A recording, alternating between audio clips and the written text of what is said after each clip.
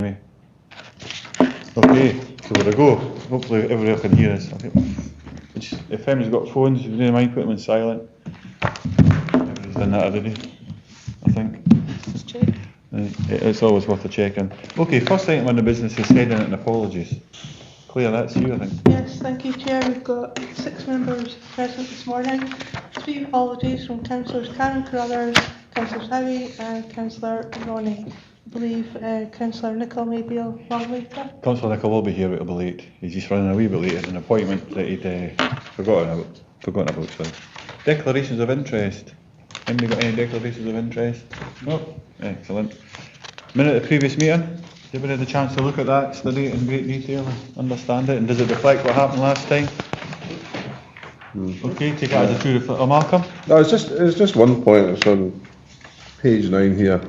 It was agreed to receive a report back at the next meeting about the control of journal entries. And I don't seem to see the report as the report. Well, it's almost a matter of horizon, but I just wondered if we've got to pick that up, because there's a few. There's things in here. Maybe previous discussions. I think as the meeting goes on, we're looking for certain business to be discussed today and business to come on. But unless have you got an answer for that just now? It's almost a matter of horizon, but it's because what we're looking at is the accuracy. But I suppose we need the accuracy is fine. Yeah. The accuracy is perfect. It was just that this was an extra meeting that was fitted in, so I know Internal Audit have consulted with Finance, and Finance will be coming to the September meeting with the accounts, so they will be asked to speak to those issues at the September meeting that you raised, particularly around the journals. Thanks for that clarification. But I think we'll probably get to that level of discussion as we go forward as well. Item number 4, if the minute's agreed, has been a true reflection, is Accounts Commission report, safeguarding public money, are you getting it right? And we've got Kevin and Richard here to speak about this, I can see. So this report's to advise members of a national report published by the Accounts Commission about the importance of local authorities of sound internal control and risk management arrangements.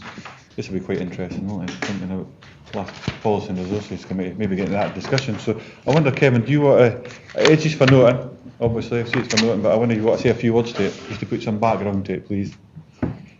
Yes, as outlined in the report, it's part of a series of offers by the Accounts Commission to assist local authorities with the improvement agenda. The latest report was published in April, and the focus is on internal control management, as you said. So the link to the report has been provided with the papers, so hopefully you've had a chance to have a look at it. It has, cutting straight to the chase, it has 80 questions in it, which are prompts. They're designed to help you understand your position as councillors and learn more about council and make inquiries as well. It's not just for you to sort of sit back on. But in terms of developing response to this, how is that supposed to come forward with responses on 80 questions? It's a bit mad. So the approach I've recommended is that you use this document as a resource, as a development tool, at least in the first instance, a personal development tool. So my thought was that I think the best way you could do it, and members are at different stages, members of this committee are at different stages in terms of their learning or development or understanding their experience of the council and involvement in certain things. So it's a good set of questions to sort of ask of yourself, do you know the answers to this? And what I felt the most appropriate way forward on this one was to say if what emerges from that self-assessment is a common theme, if we have 4, 5, 6 councillors who are saying, I don't know the answer to this one, then it gives us some indicators as to how to support you better, either through seminars or workshops or training material or written responses or whatever you want. So that's my recommendations for how to handle this. It's not meant to close you out on anything, it's not meant to avoid your work, it's simply to say, do you want to have a look at it and ask questions of yourselves, these 80 questions. I think most councillors, most members of this committee can answer at least some of these questions. They'll have an idea of what happens and what goes on and so on. But the questions are there really to provide partial opportunity for learning and partial opportunity for inquiry, should we say. So that's my advice, Chair, is that you use this report. Thank you, Kevin. Thanks very much. That's a good explanation. Very much straight to the point. I mean, I think it would be a good tool for personal development for the members of the committee as we go forward, but probably wider as well. Maybe the actual when it comes to the wider council as well. Maybe best value assurance report picked up on membership's training needs, so it kind of fits neatly into that. I just wondered, would it be something that we brought back to the September committee potentially? Actually, the members of this committee get asked to go through the 80 questions, see the response, and the report on the back of the 80 questions and the results for that would formulate a report that might pick up on some of them potential weaknesses or weak points, or when it comes to the learning that the committee has. But that's just my general thoughts. There were other members with thoughts as well. Jane? Well, I think it's a very useful document, and I'm quite happy to say I haven't got the answers to half of these questions. I think before we start, we'll be probably back round to officers, chairman, to ask for some assistance. I wondered whether it would be useful just to go back and talk to colleagues. I mean, it might even be on a sort of paired basis that you might say, let's go through this. What do we think? Mm-hmm. And then produce our thoughts as a result of having gone through it. I mean, I think it should be relatively structured, because that then would give us an idea about where the gaps are, really where the serious gaps are. And you're absolutely right. I mean, I know perfectly well that probably the person that I would pair with in my grouping will say, well, actually, I have a basic idea. Where do I go look for this? But it would be useful to be able to come back and say, these are the bits that we are definitely feeling a bit wobbly about. Yeah. Great. I mean, it's great. It's almost like a mentoring type of process, isn't it, where you're joining up. Good approach. More than Jane and I, obviously, in regards to this. So feel free to speak up, anybody who's got any other comments in regards to it. But I suppose when I read this, and it's, for some reason it is on my mind quite a bit. So we're looking at financial controls through audit and risk in particular, with a particular committee set up, Enterprise and Services. I spoke about it earlier. There's a £2.75 million black hole appeared from nowhere, and I thought, well, maybe I'm not as sharp as this is what I actually thought I was, because there's been a committee set up just to look at this, and there's a £2.75 million black hole appeared, and it didn't seem to be in the accounts anyway, or were there? And that's where I thought maybe I actually do need to sharpen up. There's things questions obviously haven't been asking at the right place, or maybe the questions have been getting asked and the questions haven't been getting answered. I'm not just sure, but that's a wee bit of a tenuous link, because I've got a wee bee in my bonnet about that at the moment. But it made me think about that. So, I mean, as we go forward, then, there's nobody else really wanting to come in, I don't think. So we've been asked to note the publication of the report, and in the first instance to make individual use of the report. But I wonder if you should go beyond that, if the committee's minded actually to the members of this committee are asked to go through the questions and feed that back to Kevin and Richard, and we'll have a report back to the September committee with an evaluation of the corporate intelligence, you could say, of this committee when it comes to this particular paper. Is that okay as a third, or 2.3? Yes. Good. Okay, I'll agree with that. Thank you very much. Item number 5. Follow-up of internal audit work. Again, this is to advise members of the arrangements to follow up agreed actions of internal audit reports. I just thought we had such an interesting conversation at the last committee, all the things that we went through and the different questions that were being asked and answered. I know it is a short time between that committee and now, but we had to make sure that was bottomed out. We had a full clear understanding of what we were asked for, what we were talking about at the time. So when it comes to the business for the rest of the year, so September, we expect a full report, and the officers, the correct officers, to be there to answer the questions, because unfortunately that wasn't there at the last time. So if you were one of there, it might be Richard that leads on this, Ian. Aye, Richard. Certainly. Thank you, Chairman. As you said, I think it was a very good discussion at the last committee, which was very welcomed by Kevin and I. This paper sets out our proposed arrangements for follow-up internal audit this year. As you'll be aware, we do an annual follow-up of the main financial systems, which forms part of the controls assurance statement. And the arrangements following the final report is set out in the paper. But as you've noted, there was an opportunity for members to ask officers to appear before the committee at any time to discuss any audit issue. And that again can be a very useful process. Do you have any questions or thoughts? Well, thanks very much, Will. I suppose what I wanted to make sure that it was captured, and I think it is quite well captured. So we took a lot of notes, a lot of conversation at the time. It's been captured here. So it's saying members are asked to note the arrangements, but I think we'd also have an expectation, particularly that we'd see these reports and the follow-up for the particular officers that are required for the September meeting. I think that was the bulk of what this report was here for. I really want that reassurance that, again, setting up our business for the rest of the year. I mean, I think it fairly well does reflect what we were asking. But ultimately, the September report that conveys that and the correct officers there, that's what this is about. So we might have to add a 2.1 and then maybe a 2.2 just to say that we seek to have the appropriate officer at the September committee with the follow-up reports in regards to these. Maybe have to add that, Graham. Chair, Chair, just looking at 3.3 here, also page 13, obviously the use of purchase cars. Will that be reported to the committee in September? That's what I'll be asking for. That was the thing. Remember the energy charges, they were brought up over a number of years ago as well, and obviously the council is trying to reduce consumption with schools across the board, schools estates. So that'll be a report. Well, it says here, it is therefore not proposed to follow up this report. Is there any reason why? Well, I would go back to that could have been into agenda management, but just reflect in regards to what was actually said on the day. I can't remember the fact, I've not got my notes with, I didn't bring them, but I remember Claire took a whole load of notes, and it is within the minute, but there was one in particular, I think it was item 4, the fourth one, we should actually, that maybe doesn't need a follow-up, or maybe there was enough there, but we've made comment on every one of them.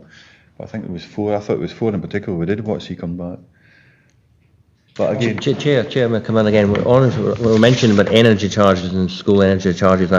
Obviously, every other department within the council, that's in the roads department and social work department, they'll be doing a review as well on energy charges in a 6 months report. Now, obviously, if you look at me running a business, I'm on a sort of 3-year contract with different farms, and I do an energy report on costings, kilowatts I'm using, and that. So is the council carrying out this? Because there could be a bit of risk here, because if I don't do it with my own business, I'm exposed as well to financial implications. Mm-hmm.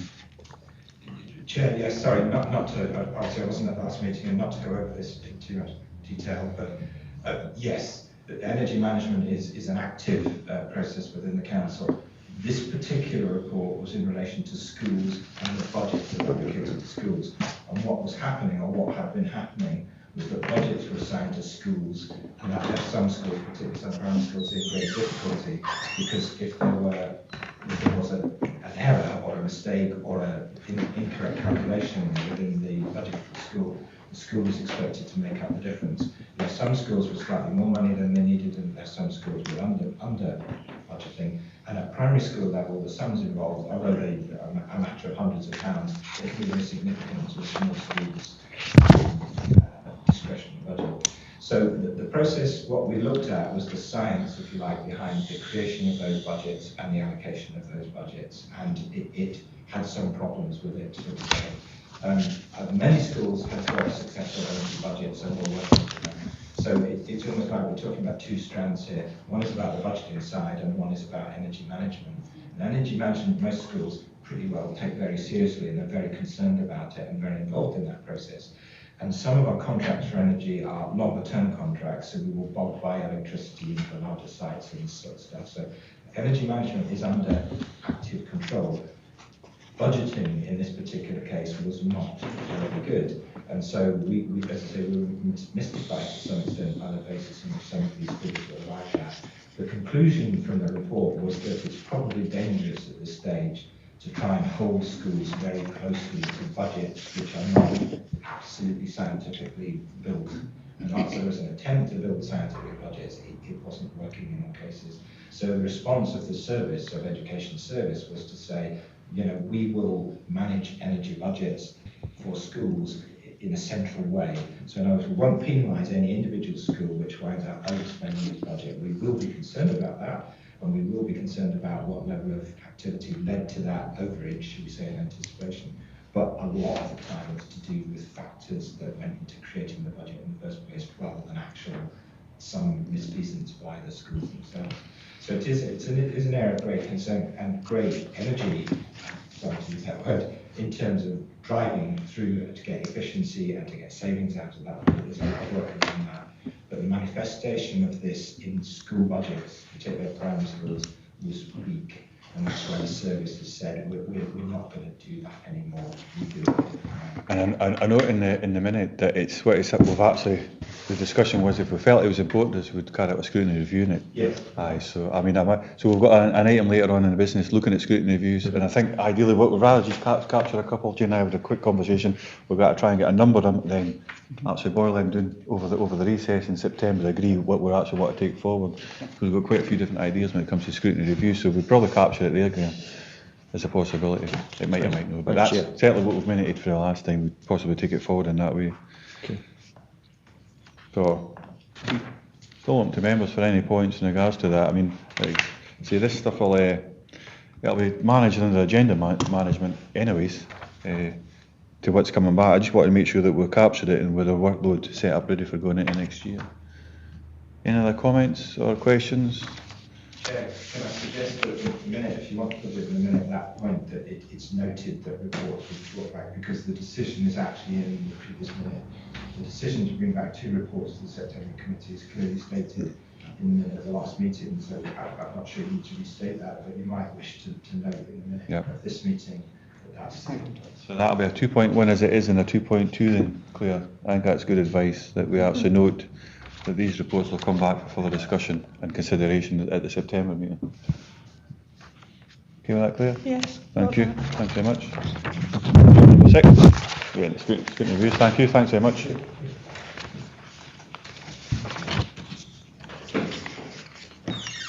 Sheila? Welcome, Sheila. So, scrutiny reviews, reason for the report. This report is to agree topics for the scrutiny reviews as we go forward.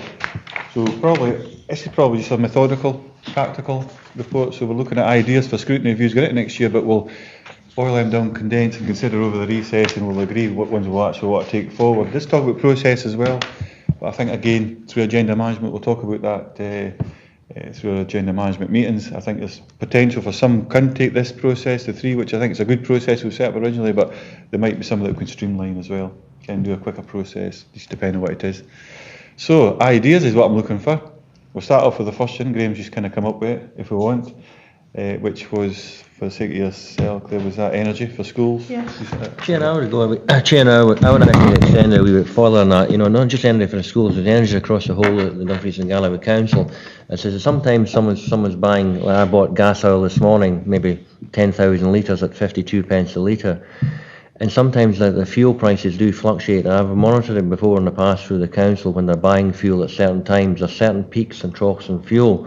You know, you certainly, if we have an oil crisis across the world or a threat of a world war, the price of oil might go up. But I think that needs to be monitored quite carefully, how they're buying gas oil for the schools and various. I know a number of schools are using gas oil, they're not using kerosene, which I worked out a number of years ago. So there is a fluctuation in price there. And looking at the number of litres the council is buying over the year, I think there's considerable risk there and it needs to be explored.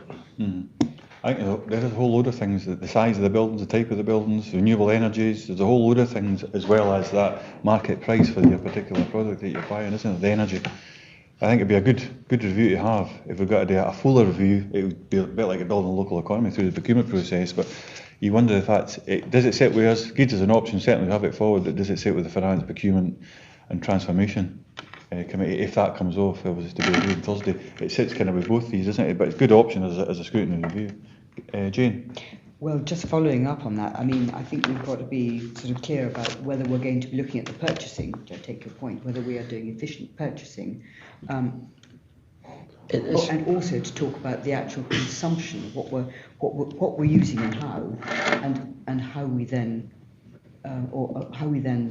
purchase in order to fulfil our needs. So it's really. I think Councillor Maitland's got a valid point there. It's also about purchasing as well. It's also about consumption and usage as well. But it's also about appropriate marketing the way forward and buying fuel on a one-off year basis. Because remember years ago I bought fuel on a one-off basis and I actually made quite a lot of money out of it. in all fairness, I should have bought more, but it's like advanced buying. And I think, you know, we need to be looking at all angles here, and as Councillor Maitland's quite right, her husband runs the business, and same as myself and some people around the room here, we've got to have, how to describe it, you know, must be getting best value. Definitely, yep. So I was certainly interested forward that. Jane, did you have an idea there as well? I mentioned there are sort of, you know, various sizes of reviews, whether we do something as small and focused as a community asset transfer, a look at how we're doing that, and because actually I think there's an issue when it comes to council assets of really very substantial value as to how we dispose of them and whether we dispose of them and at what consideration. So I think it would be actually quite important to get a handle on that before it becomes an issue and we're faced with something right here, as opposed to having created a policy and considered what should be happening for the best of the council. Yep. Would that be? First class, got that, so we'll go over them at the end. We'll let Jane finish and I'll bring in Polly.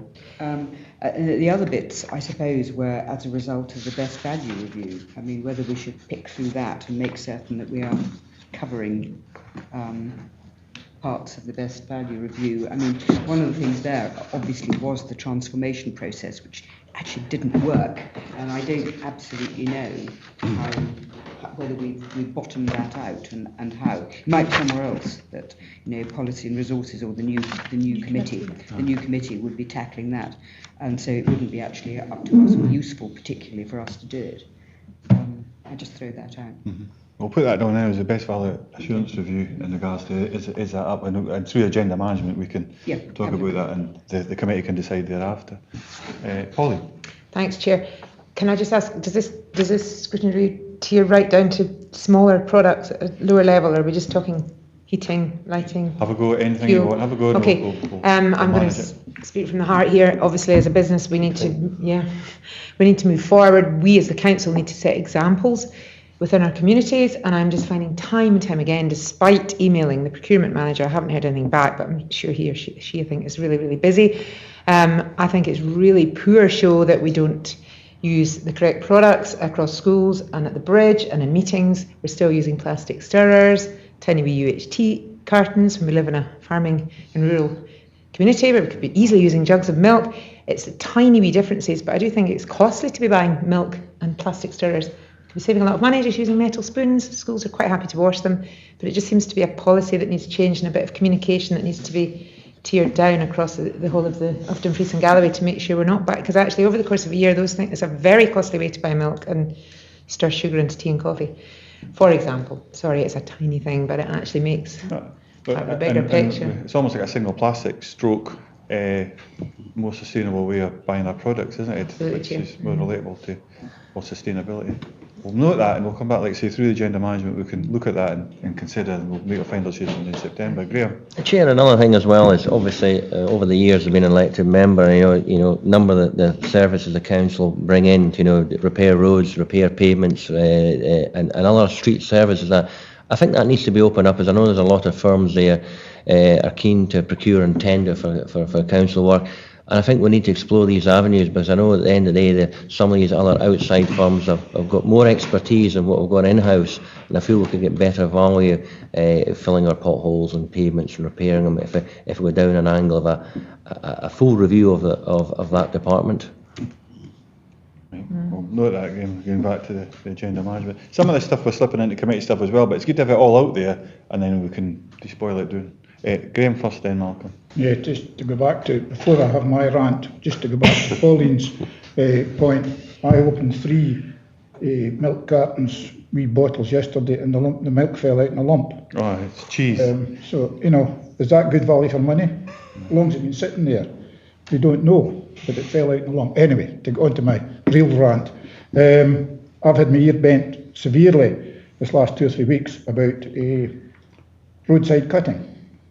I then make inquiries from the roads department and discover there's a framework in place, and are we getting best value? I don't think we are, because they haven't started cutting the roadsides yet. Well, now it's going to be July before we make a start. They're not going to cut the roadsides properly to start with, so we're trying to encourage tourism, we're trying to encourage people to come. The side roads are in a terrible state. The grass is falling into the roads because it's so long. And, you know, things like that. When I was speaking to the roads department, guy was telling me that if he wants a digger, we now don't use a local guy who knows every drain in Wigtonshire, and he's now phoning Glasgow to find a digger. That can't be good value for money. There must be there's something wrong in the procurement process there. And these are things that I think we should be looking at. So that ends my rant, and my apologies for being late, Chair. No, so I put them in when you were coming, Graham, so no, thanks for that. It kind of, I suppose it's high up, and we're getting a lot of that feedback, and it's since Enterprise and Services kind of resolved, it seems to be the case that there's been a framework agreement put in place, a 3-year framework agreement, and it seems to be late in the day as well, so these things, it's late, but ultimately, I mentioned that Policy and Resources, different product, different service being supplied, but it's having the same effect, and actually it's pushing rather through that whole scrutiny review, say how can we build a local economy through the procurement service.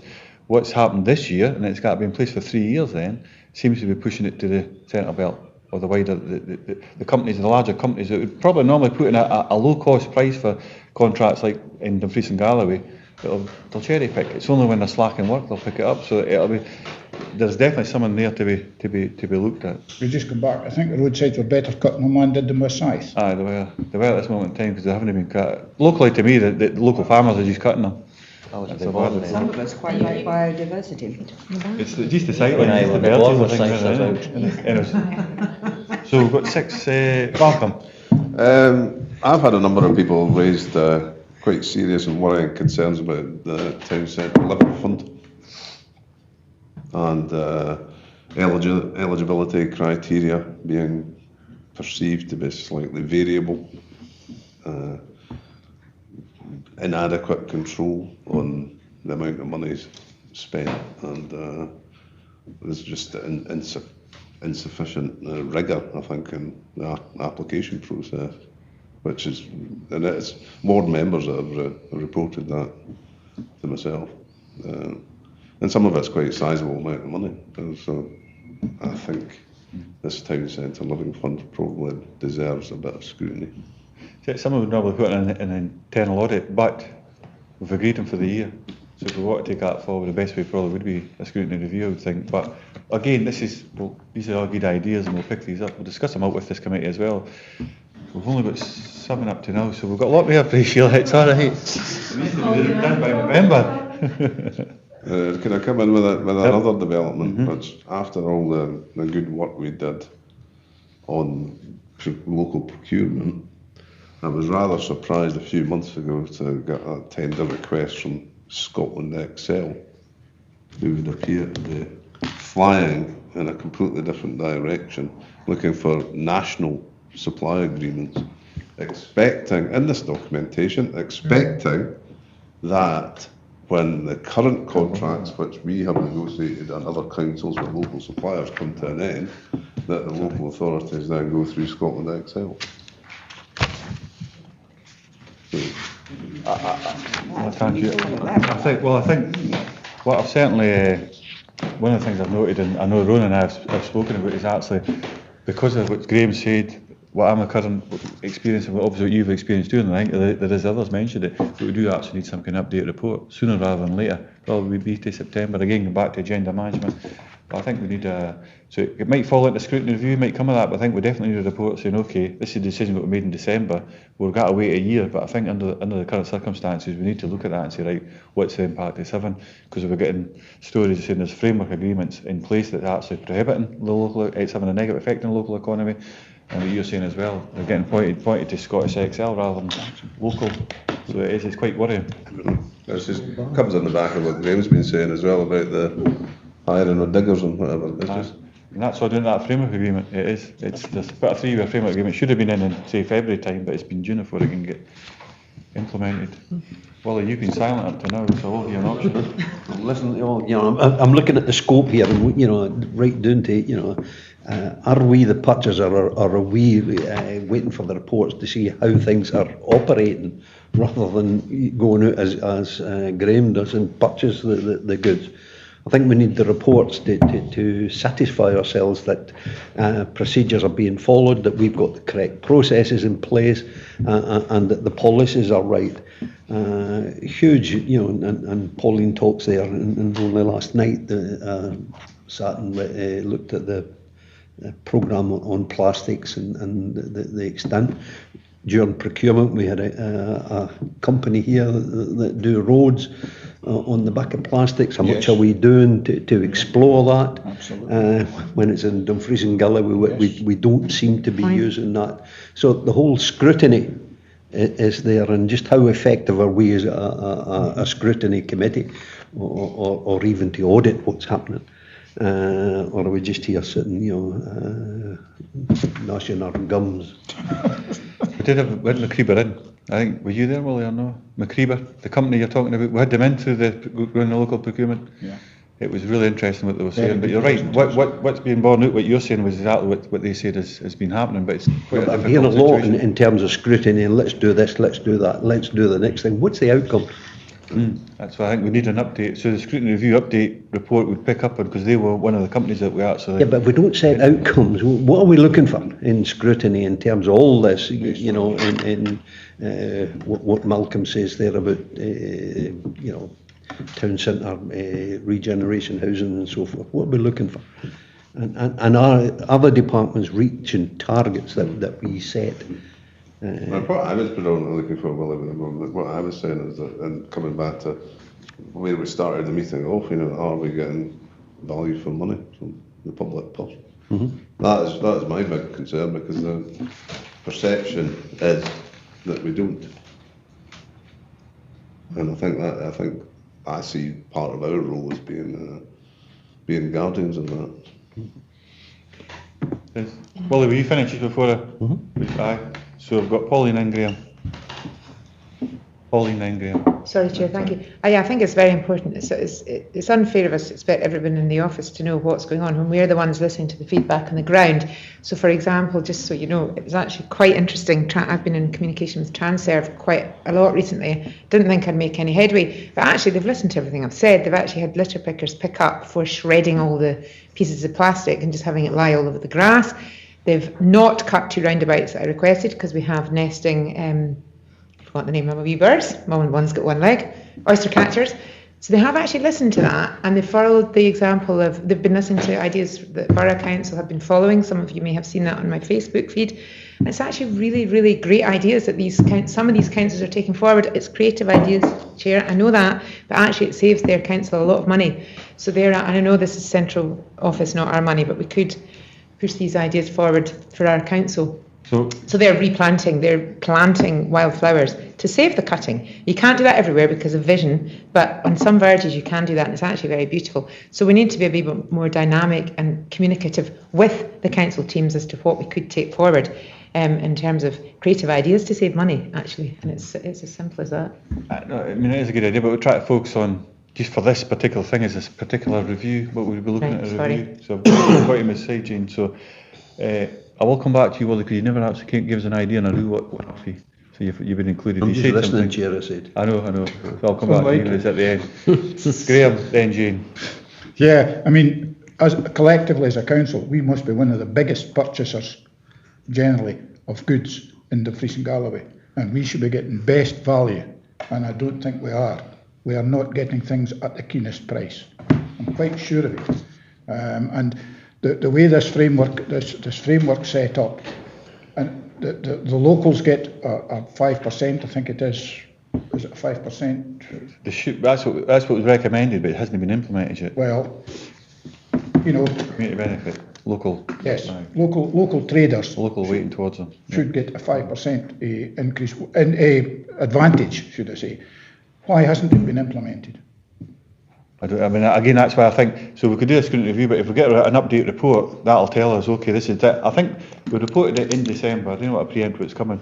By the time we got the process into place, dealing with the previous process, thinking the disposal of enterprise and services and all the rest of it, it's been an overlap. It's kicked them back about 3 or 4 months, and this framework maybe doesn't work. I think that's the thing I'm picking up on. And also, some of the local suppliers or local people who are bidding in for these contracts maybe don't have maybe the backup to fill in the forms, etc. We should be encouraging them and giving them advice on that, because I think it might be a big long process for them to go through, and they're maybe not as computer literate, but they're damn good at driving a digger or cutting grass or whatever it might be. And the small companies, we should be giving them every encouragement we can, because I'm quite convinced we're not getting best value for money. I mean, to me, that's why I've been pumping on for long enough, and hopefully we'll get it on Thursday. It'll be a finance, procurement, transformation committee, fair enough, but procurement's too important not to have them kind of discussions, and that's what we should have, and hopefully that committee will take exactly what you're saying forward, and everybody else is picking up. But we still deserve, I think it's been this committee that's been leading on it, we deserve that report coming back, and we may well feed into that structure, if that's the appropriate structure in which to do it. So, Jane, still looking for more reviews. Well, I don't know if this is actually something that would be a review. It might actually be something that is simply a report. But Kevin came along yesterday to the Audit and Risk Committee of the Integration Joint Board and told us about the Council's approach to risk. And we were talking about the interface between NHS and the Integration Joint Board. And clearly there are slightly different approaches. Would that be fair? Yep. Chairman, you were there. And I can't help thinking that because of what's going on with the Integration Joint Board, that it is a big change in how services are, the governance of services. I wonder whether we should actually look at the interface between what we do and what the NHS does. I think it might be useful for us to possibly understand that. So I'm on the same wavelength. Yeah. My understanding of that is that we've set up it's a portal where we share information electronically, isn't it, through over the net, and it's been went through a scrutiny review with the council here, and we said, listen, we need to be sharing information better because we get the benefits, so on and so forth, and it hasn't been implemented at the rate we thought it would. But some things came up yesterday.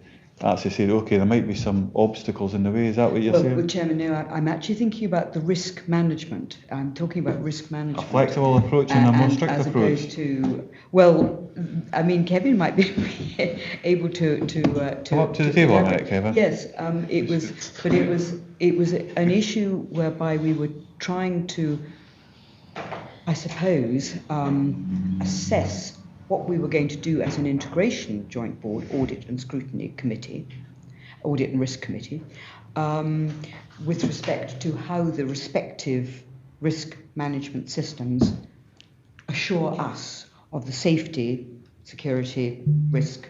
If I'm thinking right, one of the points that came out that is, I think the health side, they have an annual assurance report, I think, an annual report in regards to risk. Council doesn't have that. That was one of the major differences, I think, as well. So I don't know if it's down that route or no, Kevin, but you were there.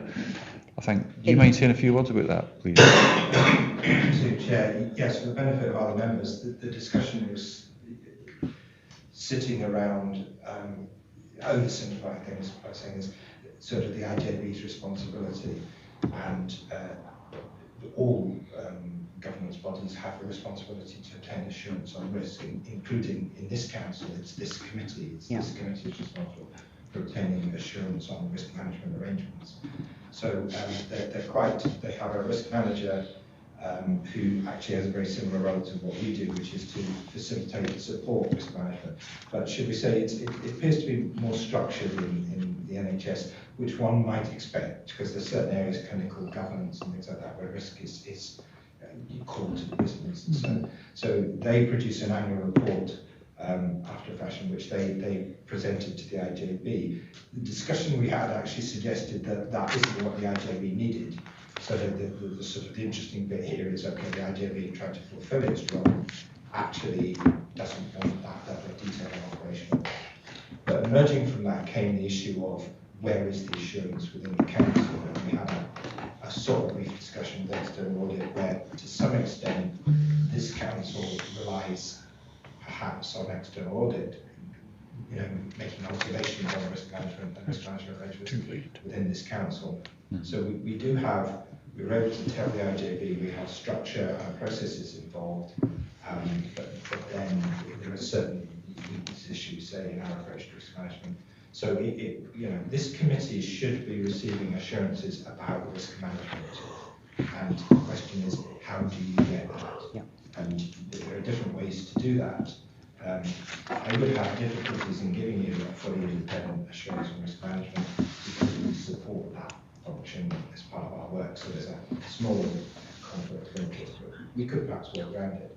An alternative way of doing it is to have some kind of review of risk management arrangements and to run it as a scrutiny review.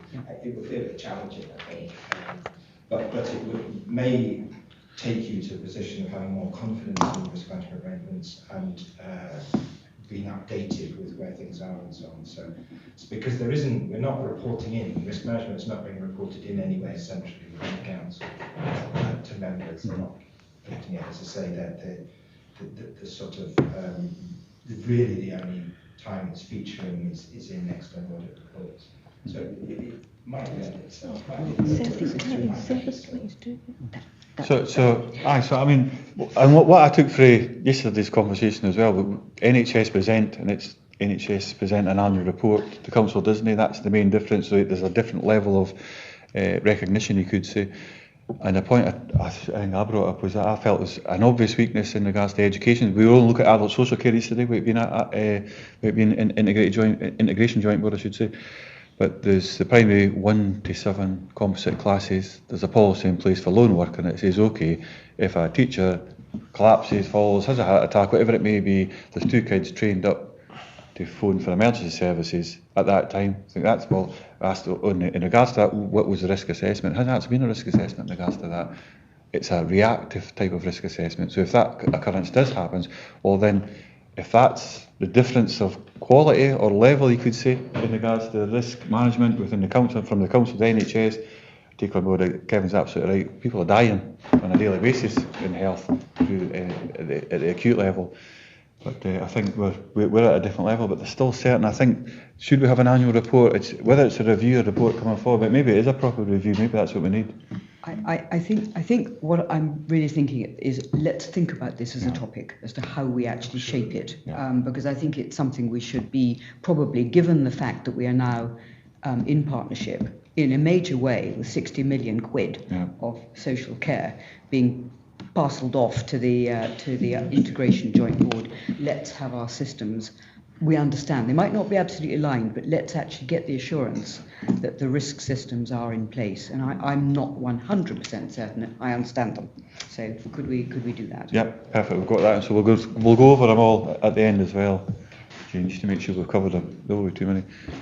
Ollie, can I just say, and it's just on the back of what Jane has just said there about the social care side of it, and I continually ask the questions in terms of have we got the proper resources to provide the social care that the integrated joint board commissioned back to the council, and it then becomes the council's responsibility to deliver that. And if we're not delivering it, what is the risk? What's the risk not only to the council but the people who are receiving the service? And I've raised it at the area committee. I've asked for reports.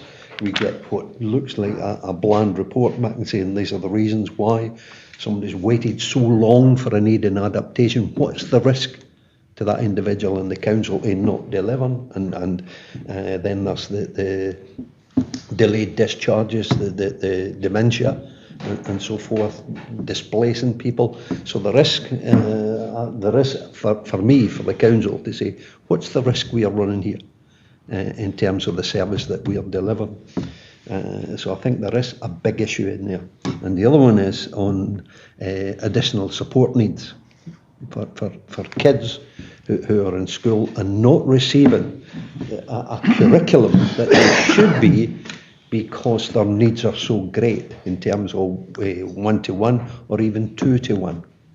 And the council has just taken out, £706,000 from its budget. And what was the risk of that in terms of being able to deliver the service that these kids, getting it right for every child?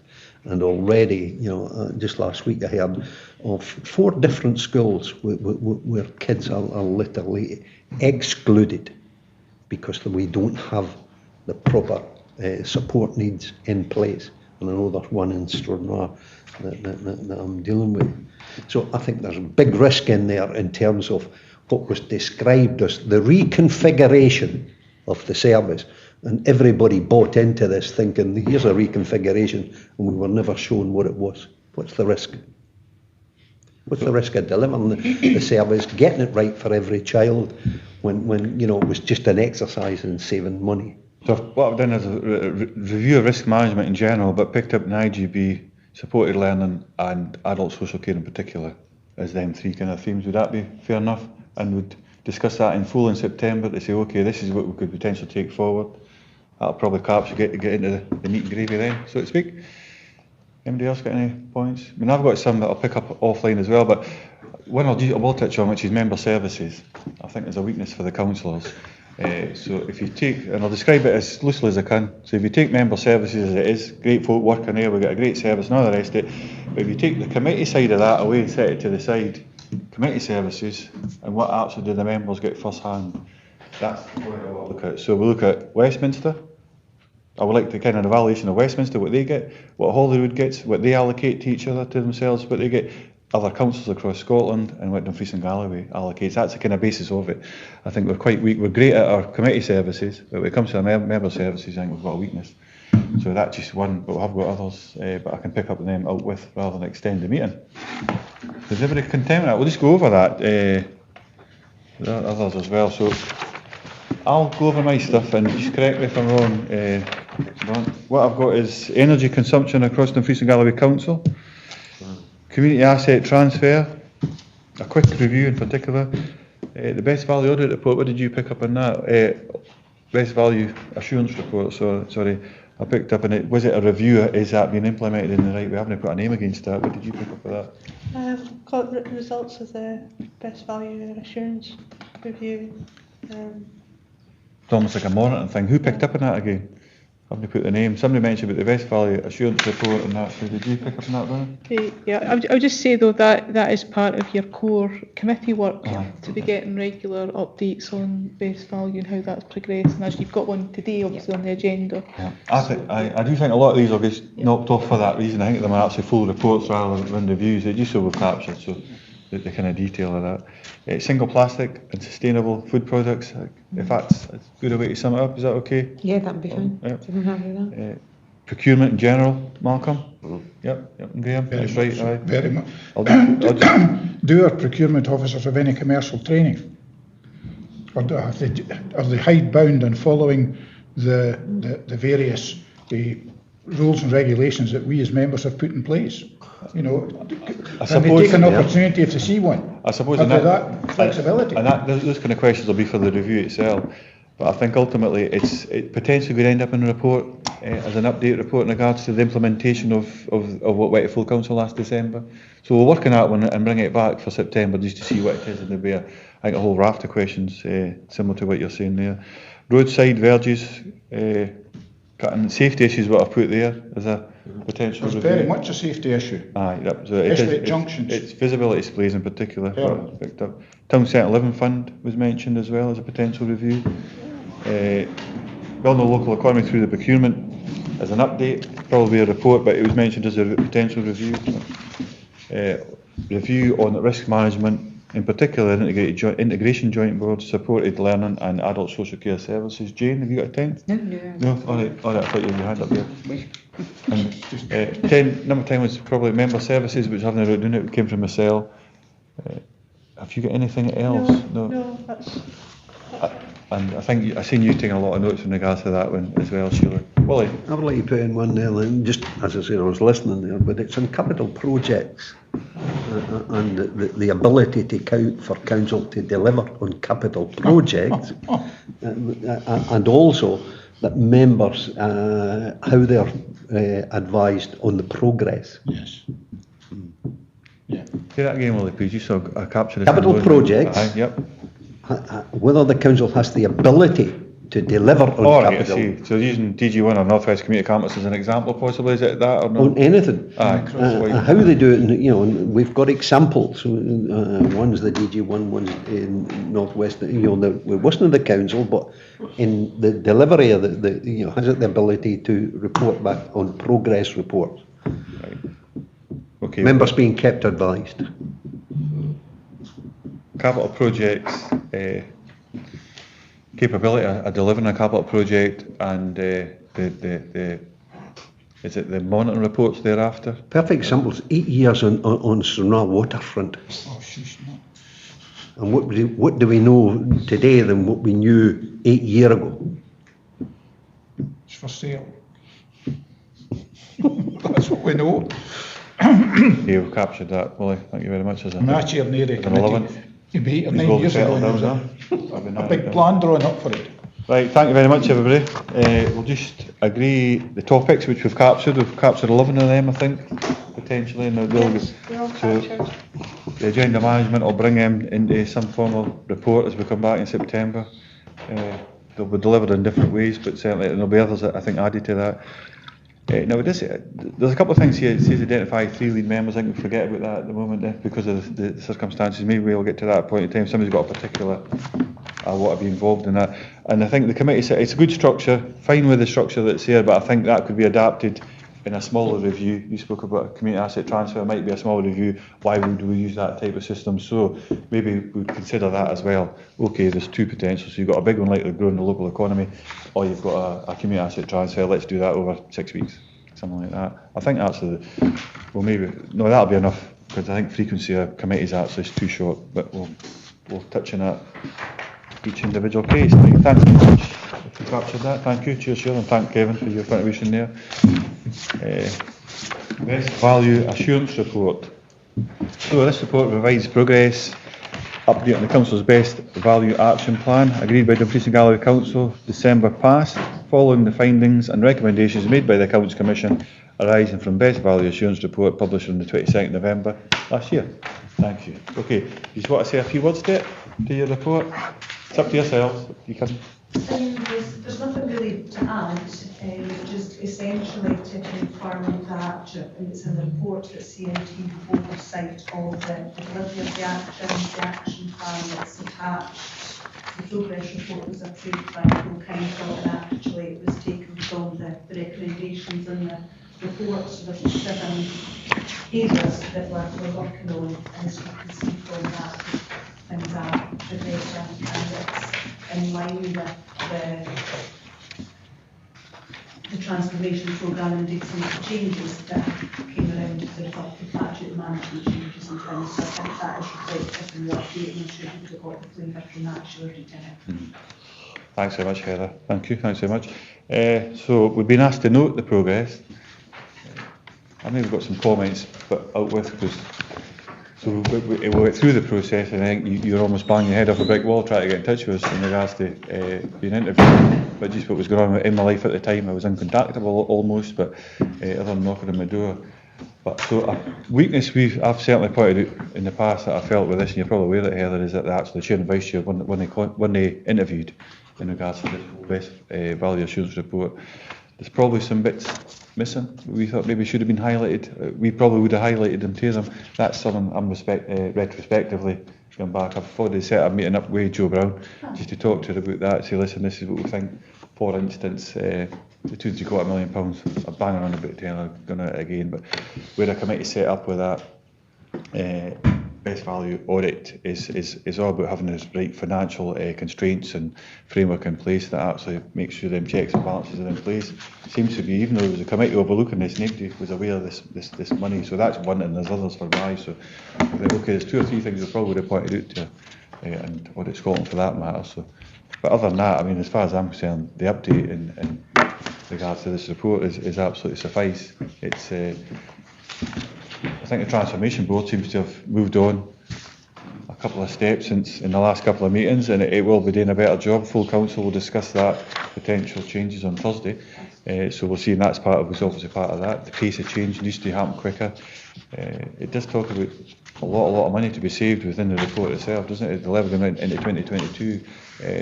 A weakness for the council, I would say, is that they're not looking at that level, looking at £16 million with a way, rather than the 72, I think it's mentioned in the so £72 million worth of savings till 2022. So there's a number of weaknesses there. I think that the council hasn't actually stood up and say, okay, I've got a man up here and take this seriously. The Scottish Government are saying that they've got to give us a 3-year funding we've checked out again this week. We've took advice from COSLA saying we're convinced, maybe not with capital, but the revenue, they're convinced that the revenue budget will get a 3-year settlement this year. Hopefully that does manifest. So. But anyways, have it a wee. We actually know what we're doing, so we understand over the next 2 years the type of decisions we have to take. It's a point I've made out on many occasions. So I've said my wee piece. I think it's a good report, and this gives us the reassurance that we're getting the update and progress is being made. Picked up a couple of points, but it's not just for me to champ my gums, so to speak. There's other members here. Graham. Chair, you mentioned that you and the Vice Chair weren't interviewed. Mm-hmm. Why? Well, that was, I can point the finger at myself when I do that, because I can say, okay, right, I was contacted via email, and it was Heather that contacted me directly, but I just hadn't picked up on it. I was going through certain things in my life last year, which I'm not going into now, hadn't picked up on it, and unfortunately I think Jane hadn't picked up on it either. But we were contacted, but we think, so anyways, we just feel that was a weakness, Graham. I could really point the finger at myself for that, certainly from my perspective. I could take the blame for that, but I think there's a remedy to that. We can retrospectively fit that in and make sure that we're addressing the potential concerns that we've had. I would have thought, Chair, with all due respect, that they should have persisted till they got in touch with you and Jane, or other members of the committee. I think in the last time I made it, and I've made it clear to Jo that I think she should have knocked my door. Ken, it shouldn't have been to an officer of the council. Jo should have personally done that herself, and Jo's aware of that, and spoke to Grant Thornton yesterday, and they accept that. Okay, we should actually, Ken, we should have been interviewed. So they're quite happy. I think they're quite keen actually to retrospectively come in and have that conversation with both Jane and I in regards to if we do have any concerns. Which I know I definitely do, Jane. I think you've got the odd one. So, anyways, you'll get the chance. Jane and I haven't had a chance to have that conversation properly because it only happened late yesterday afternoon. So that answers the question, but it wasn't really. But the best value assurance report, I think it's, like I say, going back to it's a good report. We're getting an update. We're moving forward.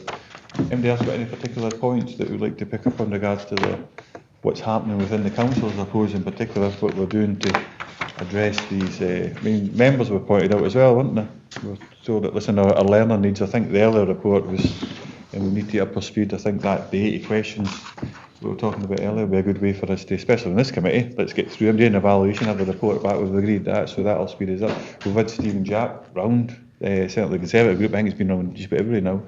We've picked up a number of things, so I mean, certainly we're feeding into that best we can. It'll probably have to recess properly before we get to the bottom of that. But question I've had for a number of years, I've asked, used to get a number, but now I don't know if I do. But I wonder, Heather, would you ken in regards to the allocation of funds for training for members?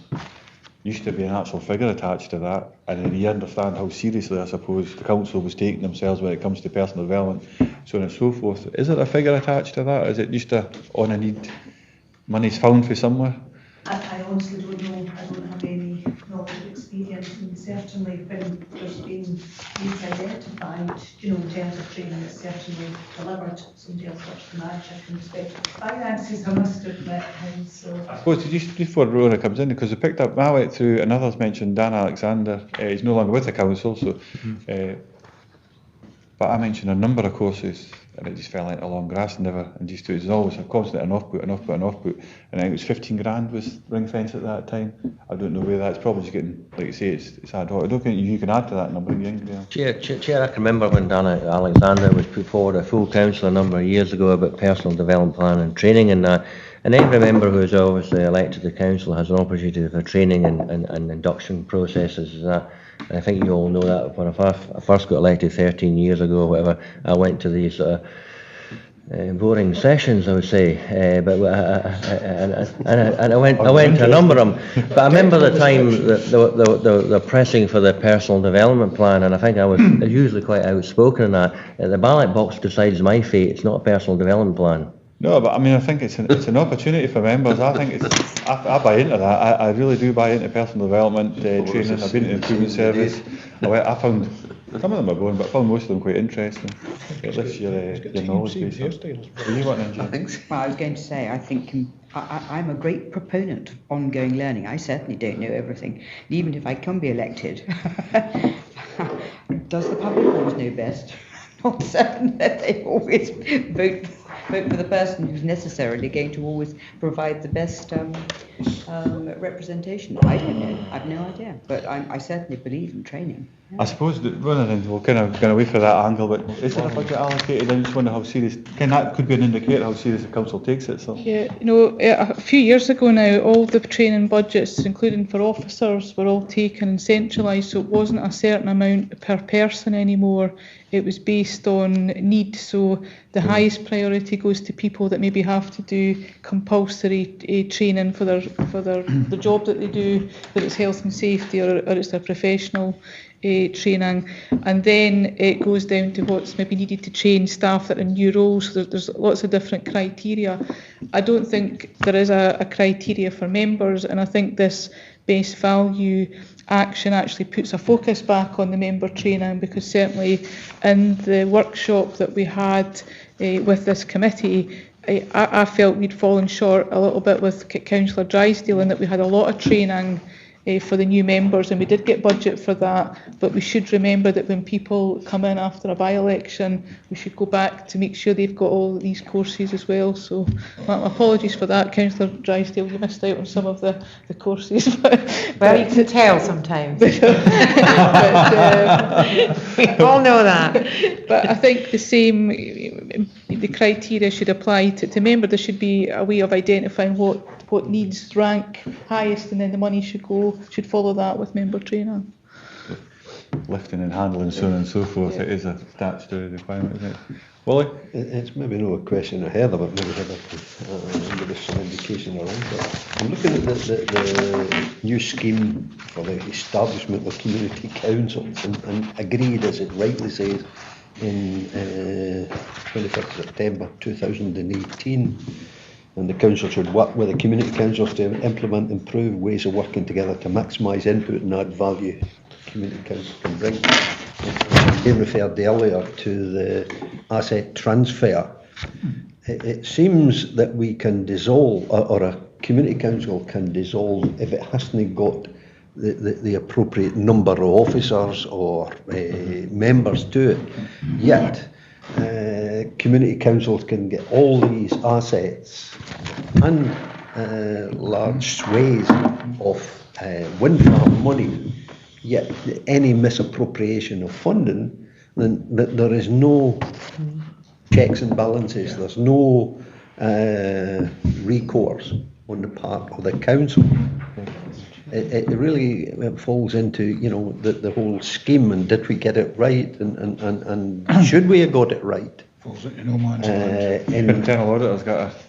Moving forward here, indicates I maybe touched our own air here, but however, you know, it's this whole, no commissioning, but, you know, have we got it right in terms of community councils, and did the real, you know, this is what they were taking on, all this mass, you know, amount of monies and so on. Kevin, could you respond to that? I'm happy to, Chair. Sorry, I'll try and contain myself. No, don't. Go for it. The community councils are very important to the council, and the expression, I was very interested in the best value comments around community councils and the council's intention to work more closely, collaborate with community councils, and this is not just about our council saving money. It's about empowering communities and meeting the new legislative standards and so on. It's great stuff. It's not true to say that they're, you know, I mean, community councils historically can form and can dissolve in different circumstances. We have some interesting history there. If you have half an hour, I'll talk to you about that. But the new scheme that comes, I think, fully into force, correct me if I'm wrong, maybe 2020, is when the next, what's called ordinary elections occur. But part of the new scheme is already in force. And then part of that was to do with strengthening community councils such that they're less likely to dissolve as a result of a membership issue. So we did some work as a council to try and ensure that they're a bit better protected, because they are important to us. So with regret, I have to disagree with some of the comments you've made that councils, community councils could be perceived as being maybe a bit ephemeral and they get access to big assets of the council and these sort of things. There's loads of controls in place. There's loads of energy and support going into community councils, and I'm involved in some of that work as well. So, with great respect to the councillor, I couldn't accept the sort of the tone of the remarks that's being made is that there's something not quite right about community councils. They're really important, and we're working with them, and we're seeking to improve the sort of the governance arrangements and the security of community councils, because we have a future with them, they have a future with us. So it's just that. I'm sorry, councillor, if you feel offended by remarks. I weren't intended to offend, but I do want to draw a line and sort of say, actually, they're pretty good. Things work quite well generally. Well, come back In to no that way one, do I so- feel offended at anything you've said, but I think you may have picked me up wrong, and you covered it in my question, in the governance issue. And you know, what I was saying was that there's a large amounts of monies being given to, or they receive monies from wind farms and so forth, and it's that governance issues where we as councillors would need to declare interests on issues that are coming up. Yet, you know, there seems to be this that there is not the same governance powers that I see when I go along to community councils. So it is the governance issue, and have we got it right? Kevin started to say, yeah, that there's the scheme of delegations in place, or rather the establishment of community councils. But have we got it right? Because, you know, one department is saying, you know, the department has many problems with community councils of different issues. Yet, you know, I'm asking, is it covered in the establishment and the governance issues? So there is questions. So, you know, Kevin, your advice is well received, not in any offensive way, but I'm not sure if we've got it right, and whether 2020 is the time when it's put right. I don't know. This year, I think. This is October this year, Kevin. October 19. Term of office ends this year. But Graham, is yours on the same point then? Well, it's in community councils. Our communication with community councils is not particularly good. Terrible. You know, you go to a community council and a problem comes up, they don't know who to contact, so they rely on us to keep them right or to give them some advice, firstly. And secondly, we have not got through to the communities the level of savings that have to be taken, and we have not got through to them that some services will have to disappear. They can't get their heads round. I mean, every community council I go to, I keep saying, you know, 15 million this year, and for the next 2 or 3 years, you mentioned 72 million now in 2022. They can't get their heads round that, and they don't. Their mouths just fall open. Because the quantity of money we're looking at is such that they just can't grasp that concept, and we're not good at communicating that to the general public. Never speak of the community councils. We need to be getting that story out there as a council, because they think that we're just cutting for the sake of cutting. No, we're cutting because we haven't got the money to give you. Mm-hmm. And you know, sorry, that's another rant, but anyway. No, it's almost a tenuous link to community councils. I suppose, are we actually acting? Is this are we acting in the right way that we're going to communicate? There's changes coming up, so come October there'll be a re-establishment, new terms of office for the council, for community councils again. We'll see how that's implemented, so we will. But no, they maybe will receive a better level of recognition from the council at some point. But some folk argue for them, some members argue against them. Another difficulty we have is that as our resources and ability to do services is cut back, we're going to be relying more and more on communities, and that might have some bearing on how many people want to volunteer to be in a community council, because they're quite happy to turn up once a month and have their moan or whatever it might be, but there's a limited number of people that are actually willing to take on responsibilities and do the jobs. And I don't think we get those people at community councils, or enough of them. Thanks. Spread the load. Okay. Just on the community councils in my particular ward, you know, this current setup has It's been quite obviously flawed in a lot of ways. The consultation before the thing, the changes were made didn't seem to happen, and the end result is we've lost Georgetown Community Council, which is because they had 2 meetings in the trot where they weren't quota. Lorburn are a bit more astute, and they will only hold a meeting when they know for sure they're going to be quota.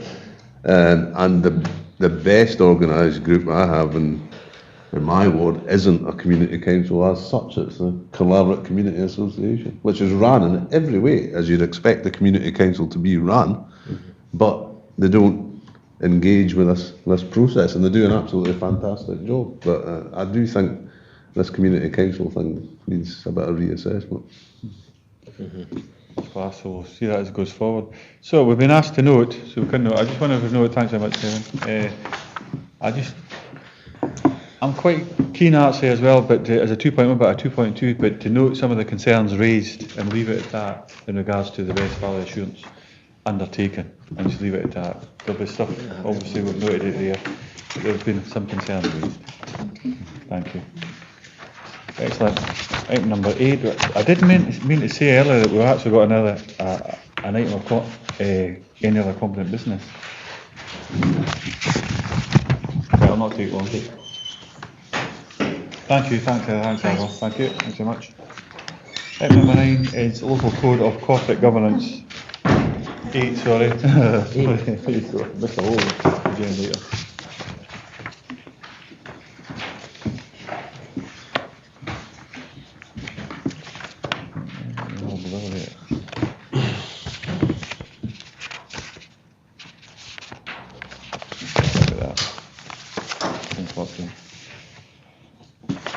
Draft annual governance statement for 1819. Purpose of this report. This report presents this year's draft annual governance statement for 1819 for members' review and approval. We've been asked to review the governance statement as per appendix. We've been asked to delegate to the head of Legal and Democratic Services to arrange any necessary revisions to the draft governance statement following this committee. And we've been asked to note the annual governance statement for 1819 will form part of the unaudited financial accounts for Thursday's meeting of the full council. So, Rona, thank you. Cheers, Rona's got to speak. Yes, this is, for those of you that see this every year, it's for those nights where you don't sleep very well. You can read our annual governance statement, which is, I have to say, one of the, we're looking at other councils, it is quite a long statement, and that links into the next report, where we've actually tried to do a local code this year, where we will move all the evidence of all the things that we have to a local code that you can access on the website, so that we're not repeating everything in the annual governance statement every year. So that should help. The main points I'd draw your attention to is actually on page 52 and 53, where we had the areas for improvement that were agreed by yourselves and by full council last year, and you'll see the progress that was made on that. In particular, you were quite strong last year about the governance arrangements around the IJB and understanding those. Now, I think the IJB has moved quite considerably in their efforts on that, and I know there's another report due.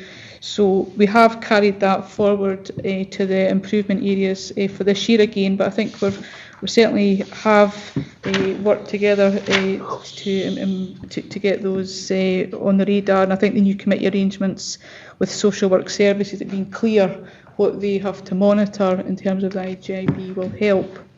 So the improvement areas were those that came out of the workshop that we had just along the corridor, and I think you'll already have seen that the budget process that you spoke quite strongly on about the public engagement and things like the mid-steeple, etc. That there's a report on that to full council this Thursday as well, so that's already underway. So happy to take any questions, but this will form, subject to any changes you want to make, this will go forward into the annual accounts and become the focus for improvement for next year.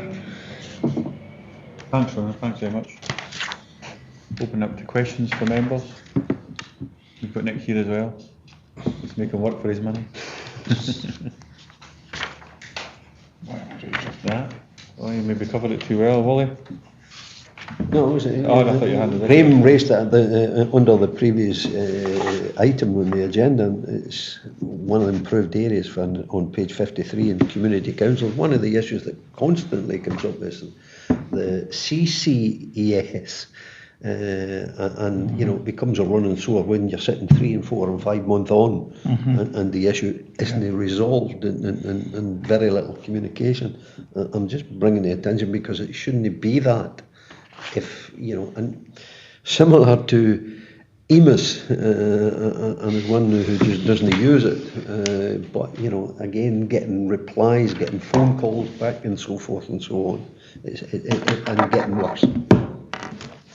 Getting replies back when members are raising. So there are two issues on the system, and I know at the last communities it went through in an odd literally. So there are issues for members in terms of how they scrutinise the reports that are coming forward, and there's a previous item there on today. So you know, I'm not sure we are improving on our communications to complaints raised by community councils and members. Totally agree with you. Do you think Is that one you want to? well, it's improvement area. Is it covered under community councils? Do you think on page 53? Are you wanting to be explicit about that? And you want to be explicit about so the improvement action, paragraph 6, it's saying improvement area, sorry, for 1920. It's whole, and it's down at the bottom of community councils there before conclusion. I just wondered if it's covered there, Willie, maybe not. I mean, your second point was about elected member support, is how I would describe it, is the exact reason why I would like to see a review. Right. I think for that, I would cover it. I think they do a proper review in regards to that. Hopefully we'll get to that committee agrees with that. Chair, I'd like to come in back at what Councillor Scobie was saying. Obviously, it was mentioned about the community council is quite right there. Some of the community councils are waiting a number of months to get responses and replies back. I know the Lochside Community Council will be in recess from next month till September, and we're still waiting on replies coming back from various departments. It is annoying because these people do come, there's not many people do come along to these community councils, but they like to have some sort of service of the council, some sort of appropriate replies. As Willie is actually right saying about EMS, he doesn't use it, I use it sometimes. It is a tool that sometimes works and sometimes doesn't work. It's not the most effective tool if it's a long-winded answer from social work about somebody, so it can take a period of time. But, you know, there is this ward worker process that's been put in places. I remember reading in the paper many months ago, Councillor Dowson, former leader of the council, saying the ward go for £1 million expense for the ward workers. I don't use the ward worker, and I think it's maybe a process we need to be challenging or reviewing how the ward worker is actually working within the wards of the areas across the region. I feel it's an unnecessary tool. I don't feel it's beneficial towards me or helping me improve my communication skills with constituents. Well, there's 2 points here then before. Wally, do we want to add under that last bullet point that there should be an emphasis on improving communications with community councils? And I just wonder, see in the very first point. I don't know what the other members' experiences are, but you know, community council may tend to live on and exist on last month's business, you know, and it's the same thing, you know, month after month. Now, you know, if we were effective, those issues would be dealt with under CCES. Yes. But they don't seem to be, and we're dealing, you know, it becomes a running sore. That business has, you know, so we're not doing well with community councils, is what I'm saying. And what I'm reflecting is, you know, without pursuing member inquiries, EMIS to me, you know, Disney, there's no real review of member services. We've got a chance to change this right now. So what gets, in likelihood, what gets presented to Thursday's meeting will get agreed. So I just wonder, is it improvement communications and support, maybe an additionality to community council, the last bullet point, and elected members training? Actually, maybe we should enhance on that. I see that actually needs support as well. Maybe that's something, if we recognise that, so the level of support for elected members. If you're saying, I know, your experience is the same as every other elected member, certainly in the opposition, that you're not getting the level of support as an elected member. Chair. Your term of office is what you expect or require. Chair, what the problem is I'm from a self-employed business background, and I'm the manager, I'm the owner, I'm the boss, I make the decisions, I know what's on target in my business every day, I know how many animals there, I know a death report, I know how many litres of chemicals go on. The problem is, we've got this process with EMS, we're dealing with the service managers, but then we're dealing with, the ward worker, I don't deal with him, and then we're dealing with, the community council dealing with different, we've got too many bosses, that's what I'm thinking, we've got too many chiefs, it's a responsibility, it's like an army officer, you've got the major, and you've got right down to the captain, and you've got down to the lieutenant, and second lieutenant. I feel we've got too many chains of command are not working. We should, as Councillor Scobie pointed out, it says there's someone from his community council says they raised an issue about a drain, it's never followed up, it comes the next month, it's never followed up. There's a breakdown in communication, and it's not regimented enough, and it needs to be more robust. And I've had issues with drains in North West Dumfries. Have never been dealt with, and then they come back to the community council member raised to me, it's been dealt with. They've actually got the wrong reference, street number and reference and all. It's a shambles. It boils down to lack of management. It's a pity that I wasn't in charge of this council. So I tell you what, there will be a big shake-up. So what we're looking at is the community councils, and you've emphasised that point, so have you, Graham. So very much one of suggesting to pick Graham in charge, by the way. I think I felt that was a motion coming on for you, Willie. An elected member training, can we add that elected members are looking for further support in regards to that? If we can capture that, I think that's fair enough. We can add that, and hopefully the council will agree that on Thursday. I think what members have been discussing is very mixed bag experience with support for community councils, use of ward managers, ward workers, and possibly that's something that we actually should investigate. Member review of the whole ward manager system, how it's being used. Because I will say actually that I don't totally share the frustrations of other members. I do use the EMES system actually, rather than going directly very often. And maybe it's the right the right inquiry. Copied into to the right person, if you see what I mean, and that's possibly again through member training. So that's something that maybe might dovetail together. But I would suggest that actually hearing what we've said, I think maybe a ward worker review might be a good idea. So we've noted that as well. Members of ward workers. And I put EMS here, but we can, through agenda management, we can... I'm moving on a bit for that, but it's still on page 53, and to be quite honest, I'm finding the item 6, transformation programme. I don't know if there's anybody else in this room finds it rather surprising that we've launched a more focused transformation programme after having sat through transformation board events or meetings. I'm finding it quite incredible that it says here that it's more focused. I think it's...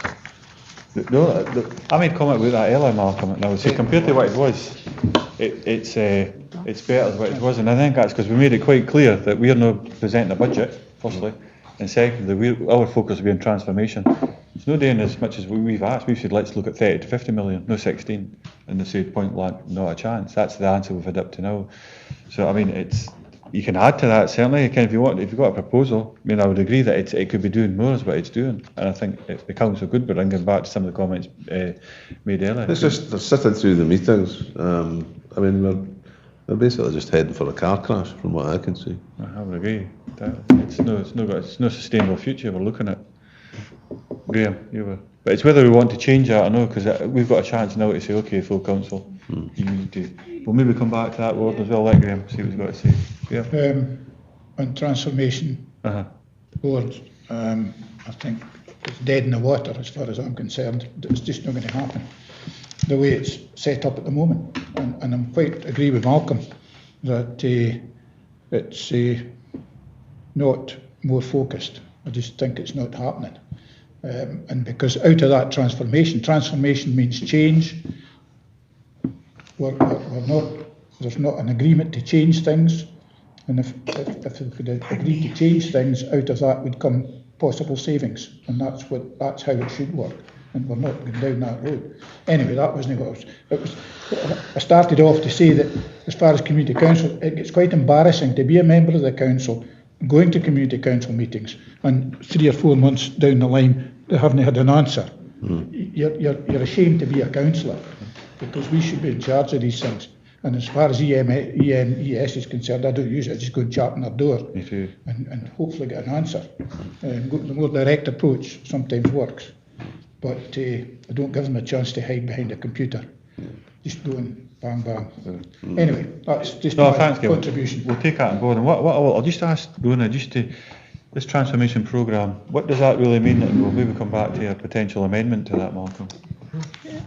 In some ways, this is already a little bit out of date, and it reflected the position, at the end of the financial year, because obviously we've had the discussions in the Standing Order Subcommittee now, where members expressed a preference to have the transformation agenda before a committee. So the proposal on Thursday is the Finance, Procurement and Transformation Committee, and the board will not sit anymore once that committee starts. So that's another lead-in for Thursday for you to discuss. And certainly, I think the Chief Executive is certainly talking about having days with, where the stakeholders and officers would be along and focusing on one topic, and trying to do it with a lot more pace than was done last year, to try and find the savings. Well, it's got to, Chairman. If we're going to, I'm jumping the gun, but if we agree the budget arrangements for tomorrow, it's got to produce the goods. Yes, rapidly. Or there'll be a collapse in administration. Taking too long. Hopefully. I think so. So, just how do we refocus? Is there a desire to refocus? I mean, we have to recognise that it is out of date because of the committee structure that's been presented. Hasn't been agreed yet. It's currently it does align to what's there, but this is a position statement as of 31st March that goes in the accounts for 1819. That's it. Yeah. It's acceptable. Okay. Yeah. 1819. Yep. Nothing more. Okay, so we've picked up on all these bits and bobs. We'll effectively back. We'll do about any other business. So can I just ask on that item there? I'm looking at page 40, and I think are we past that one? No, keep going. There's a wee correction. I'm looking at that bullet point there. A key function audit and risk and scrutiny is to scrutinise performance of the council and ensure service secure value for money and the best use of resources. I think we've got to look at the surface as an audit and risk scrutiny committee. You look through there, grow the local economy through procurement process. So did we succeed in that? No. And the other one is improve our support and vulnerable people through improved data sharing arrangements. And only earlier today we heard that Kevin attending an integrated joint board and scrutinising that. Did we achieve that over the period of the year? I think we have. Well, it's from December last year, so but what we said, because we've raised concerns, we want an advanced report to September's meeting to cover both them items.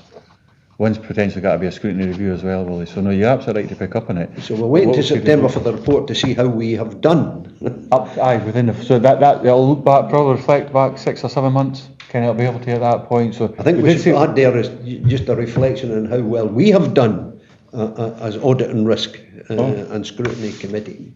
Right, okay, that sounds good enough. But personally, I think as an agenda item away from here, but I think I would like to do a self-assessment on the Audit Risk and Scrutiny Committee. How has it performed over the last 2 years? I always feel that you can do better than what you've done, and that's how I do feel. But we'll get to that point. Back to what I said earlier, Chair, is phoning Glasgow for a digger to sort a drain Isle of Whithorn, promoting the local economy. I think the answer's no. No, really, no. So, review the annual draft governance statement. We've done that. We've put amendments. They've been captured.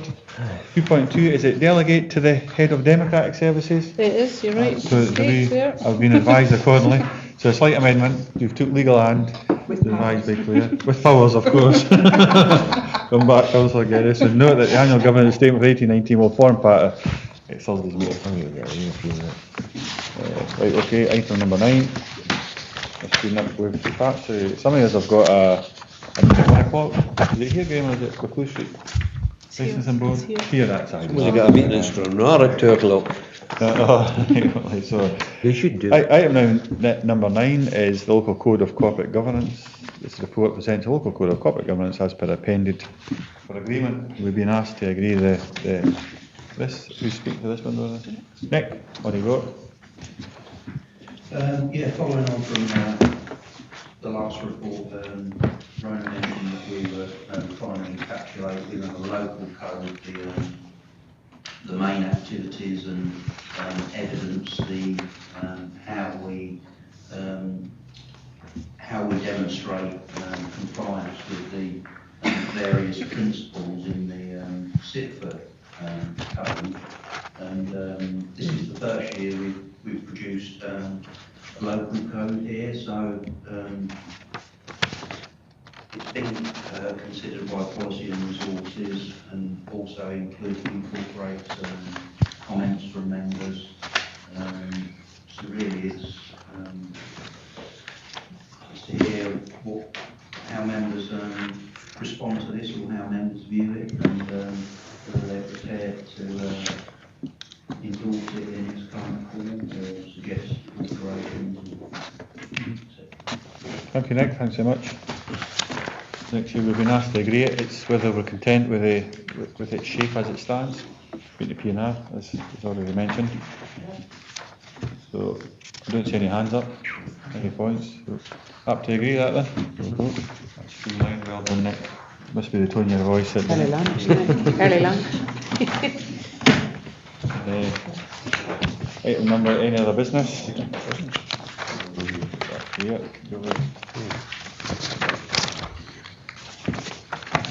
Is it a big Flo's got a beat? it's very quick. Well, please stay because of what your input. I'll not take it. We'll put 5 minutes on it because it's just a verbal. So I've asked for this other business. It's about the 2 3/4. Item 6 in the Policy and Resources. Last time it met, item 6 was contained within that. There was a £2 3/4 million black hole. It's talking about an investigation coming into that. So there's got to be a recommendation to the Economy, Environment and Infrastructure Committee. That could change by the time we get to that point in time in early July, depending on what happens on Thursday. But for it to be an investigation into that. And what it looks like, there's been the trading account's been running at a loss in simple terms, but nobody seems to understand why it's not been picked up, monitored and so forth.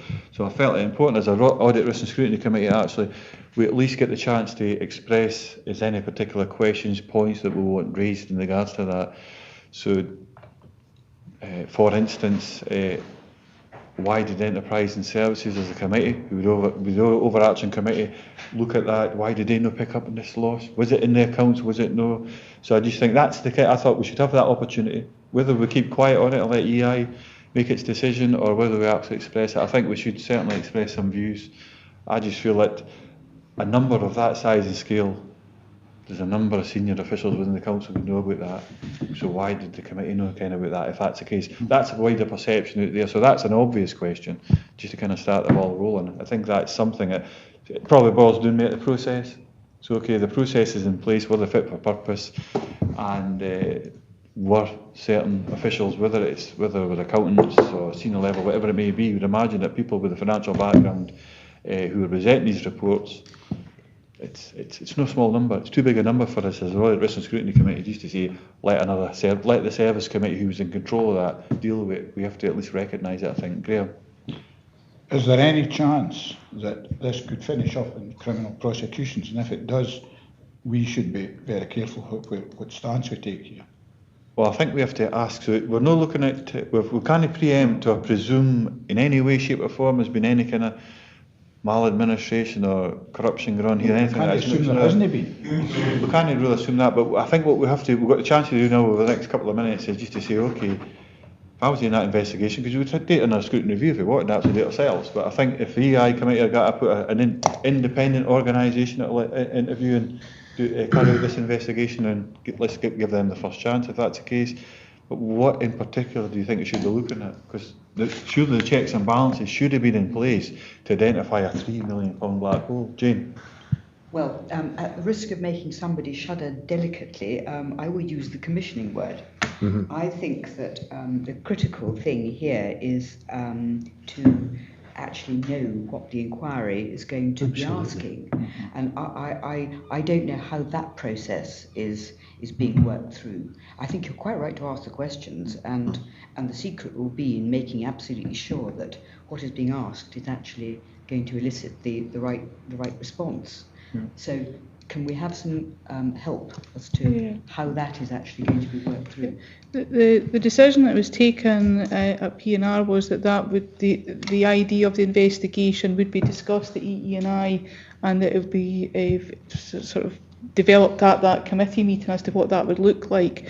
So I think it's entirely appropriate that as the chair of this committee that you could write to the chair of EE&I and ask that some concerns from this committee or questions are sought to feed into that review and feed that scope of that review. When an audit streamline, and I think it's quite a good idea. An audit streamline, put a letter together, draft a letter up, put it in, send it out to the wider committee. And if you've got any points you think should emphasise this or make it stronger, you highlight to do it, then I'll send that letter on to Councillor Driver, I think it is. Does the EI committee exist? It will sit one more time Right, before okay. summer recess. Right, okay, then it'll disband, so will it? Aye, the scheme of delegation allows, the EEI to look at its own affairs and how they came, how they got into this situation, what that black hole has been, what the deficit is. I think there's an issue here for this audit and risk in terms of what Jane has just said in how we commission. And we've got to look at it, not just in raising it, but as an audit and risk. We've got to say, what is the whatever it is going to take, what shape is it, what's it going to look at, how is it going to look at it, what is it going to report back, and so forth. So it's not just a matter of asking questions, it's for this audit and risk to feel satisfied that everything is going to be looked at.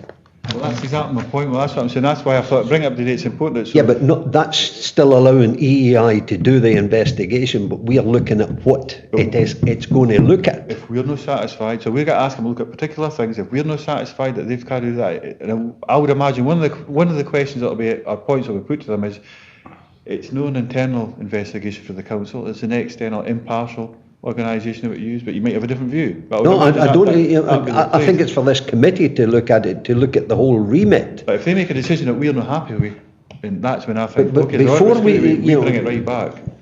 We ask as a committee to look at what the remit is and whether we are satisfied in the remit. We'll not meet there, will they?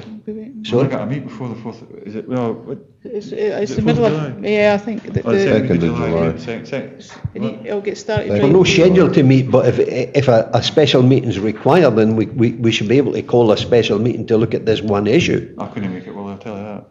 I couldn't really. But I bring it on in. But I mean, I think that's why I say, listen, let's write a letter, draft it. You'll be able to look at it. Say, okay, I think you should be saying X, Y, and Z as well. What I'm struggling here was 2-3 meetings ago I asked for the same internal investigation into the waste PFI. And then put a motion and didn't get support for it. I don't, so it's another example of deficits, black holes, call them as you will. And I didn't understand why the audit and risk didn't take that up, and it was Patsy Gilroy that then moved to go for an external audit on that one. So we'll put that in a scrutiny review, Willie, just and we can debate that as well, because it is something worth a consideration. It's retrospective, it's separate from this subject matter, the waste PFI that is as it was, no longer now. But I think, what's everybody thinking? If we get a letter drafted up, send it to the wider committee, we've got particular comments, but taking into consideration commission, I would imagine as part of that letter it'll be, okay, it needs to be impartial, independent organisation, whoever it is looking at this. It might even be said, actually, once you've considered the EI, that the findings are then reported back to the Audit and Scrutiny Committee. It could go as far as that. I think maybe these are the type of things, but we'll get it drafted up. We've not got time to get into it forever today. And we'll run it past the chair and the vice chair. We'll put our comments in. We'll put it to the wide committee. The committee then puts their comments in. Then the final, everybody gets copied into the letter and it gets sent off to Archie. Is that fair enough? Will it have the right to speak to persons who are no longer employed by the council? That's part of that. It's the commission. It's part of it. Again, that's not for us. I don't think at this point in time. But if we're not happy are content with the findings of the investigation, then that's when we say, okay, we need to do this ourselves, but we might be quite content. I thought it was important, as in any other business, doesn't took us too long, it took us 10 minutes, that we consider that. Thank you very much, everybody, for the business. Thank you.